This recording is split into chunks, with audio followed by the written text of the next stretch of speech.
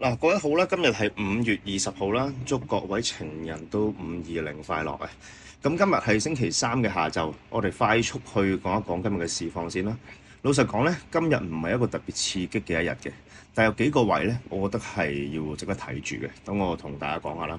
先講 BTC 呢，其實而家個價格就係77,000上下啦。其實24小時裏邊就跌咗大概0.5%啦。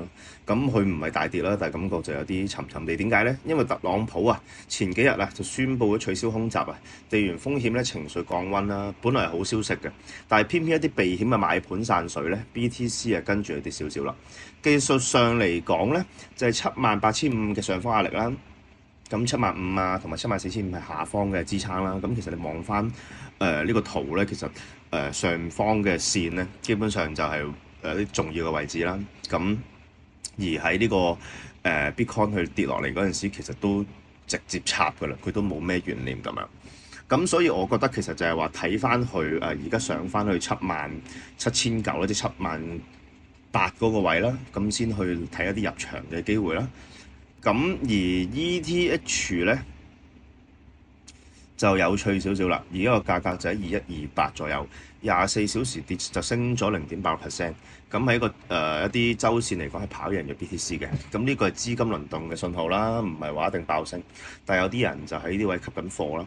咁技術上嚟講咧，如果2100蚊咧守得住咧，都係偏向都係向上多嘅。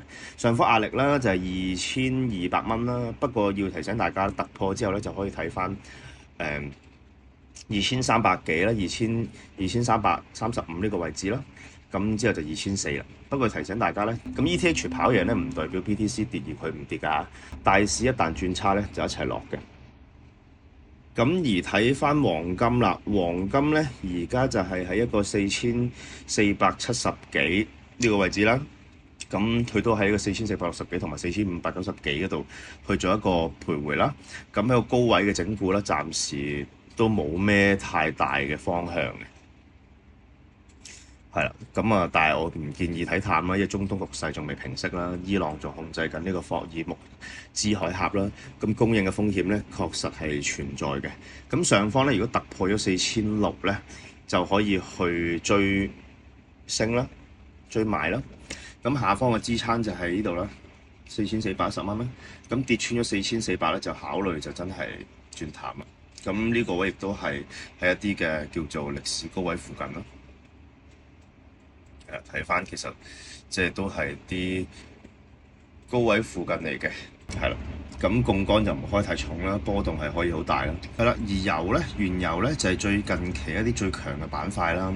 咁佢喺100幾蚊呢啲附近啦。中東局勢係一個最大嘅推動力啦。如果你有做啲能源相關咧，其實100蚊咧係一個好嘅回踩嘅支撐位嚟嘅。目標去到睇翻108至110啦。但係中東嘅局勢一旦緩和咧，其實油價咧都可以跌得好快嘅，好似呢度咁樣。所以指示一定要 set 好啦。好啦，咁總結一下啦，其實就係話今日咧加密貨幣咧就做住最主要啦，咁唔好追高啦。ETH 有啲輕微嘅輪動跡象啦，留意黃金係一啲高位做整固啦，咁突破啦。